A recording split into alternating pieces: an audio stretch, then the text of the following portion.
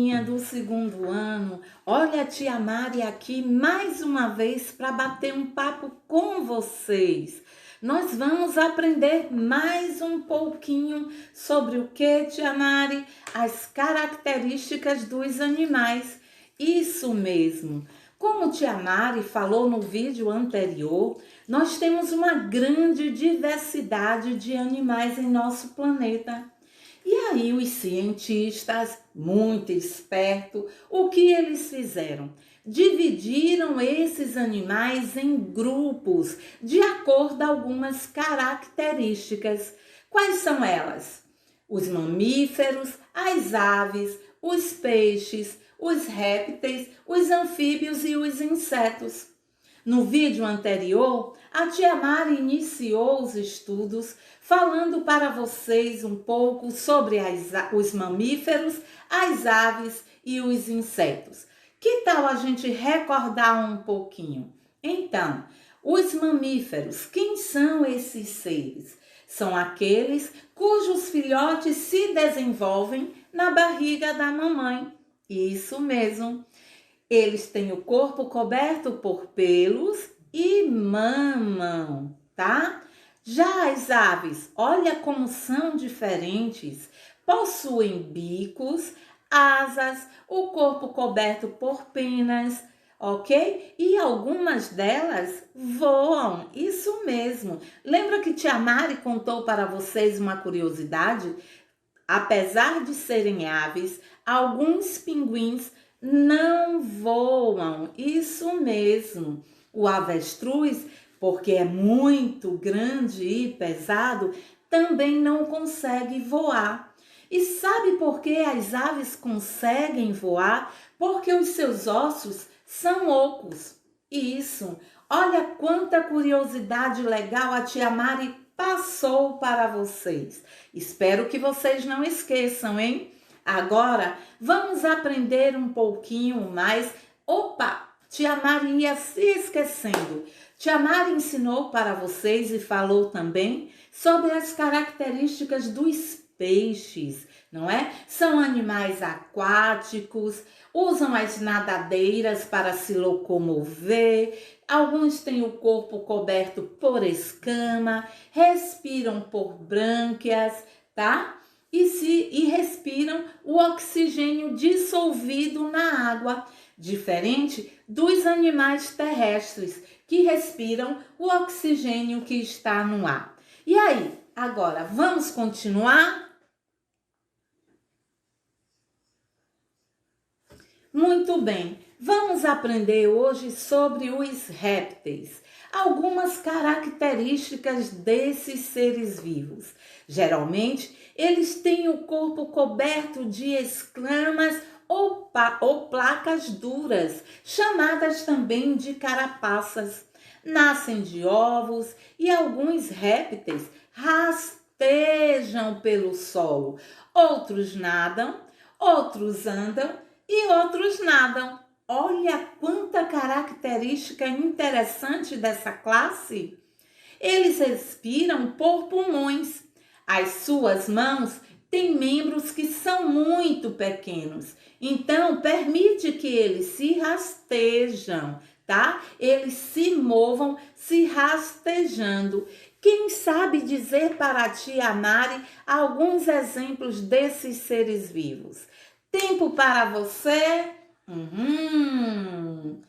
A tartaruga. Observaram a tartaruga? Ela tem o corpinho dela recoberto por uma carapaça. O jacaré. O jacaré tem o seu corpo recoberto por placas, né? Escamas bem duras e eles se rastejam. Ok? Eles são chamados de ovíparos porque eles põem ovos. Vamos ver algumas dessas espécies?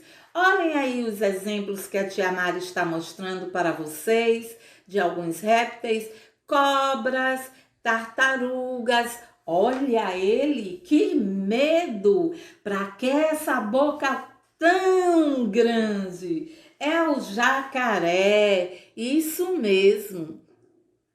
Vamos continuar aqui conhecendo, não é, as classes dos animais que nós acabamos de estudar e algumas características dele, fazendo um resumo só para fixar o conhecimento. Então vamos lá. Os mamíferos geralmente têm o corpo coberto de pelos. A maior parte anda, outros nadam e outros voam. Tem mamífero que voa, tia Mari? Tem sim, o morcego. Eles nascem, não é? E se desenvolvem dentro do corpo da mãe. São chamados de vivíparos. Geralmente se alimentam de pequenos, quando são pequenos, do leite materno. Existem também alguns mamíferos que são herbívoros, que se alimentam apenas de vegetais.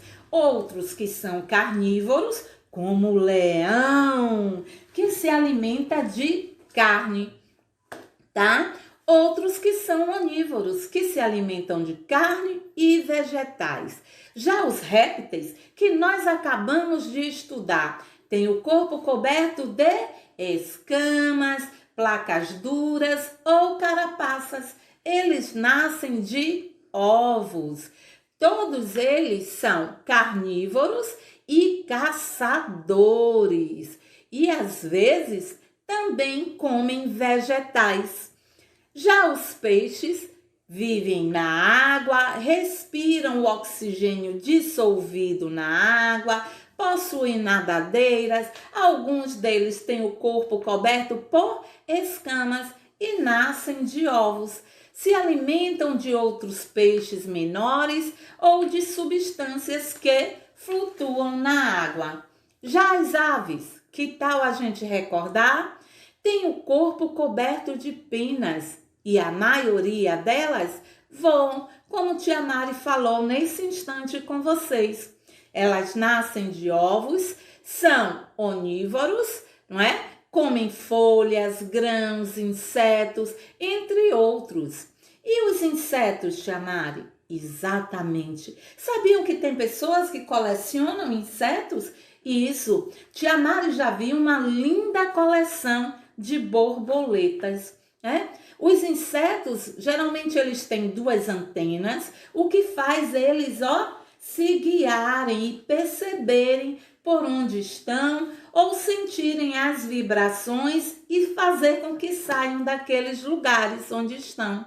Se protegem, nascem de ovos, alimentam-se de vegetais e de matéria em decomposição. Já os anfíbios, vamos chamar de chegar aqui, tem o quê? A pele úmida.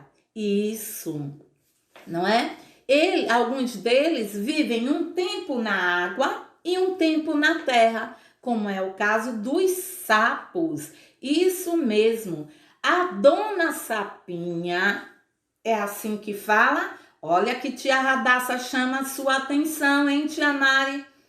O sapo fêmea libera os seus óvulos na água, tá? Que vai se encontrar com a célula reprodutiva do sapo macho e ali vai desenvolver um girino. Isso mesmo. Então, ele tem a pele úmida, né? Se desenvolve na água e aí fica com a pele úmida. Ele não bebe água, ele absorve a água pela pele. Olha que curiosidade! Depois ele começa a se desenvolver. Vai surgindo as suas patinhas, os seus pezinhos traseiros, tá? Vão ficando mais fortinhos e passam a viver na fase adulta na terra. Aí, nessa fase, eles são os sapos.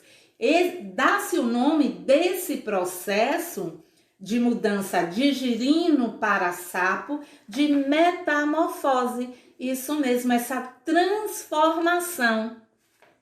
Quando estão na terra, essa espécie de anfíbio, tá? Passa a ser adulto e recebe o nome de sapo. Eles nascem de ovos, como a tia Mari acabou de falar para vocês. Se alimentam de insetos. Quer ver uma curiosidade?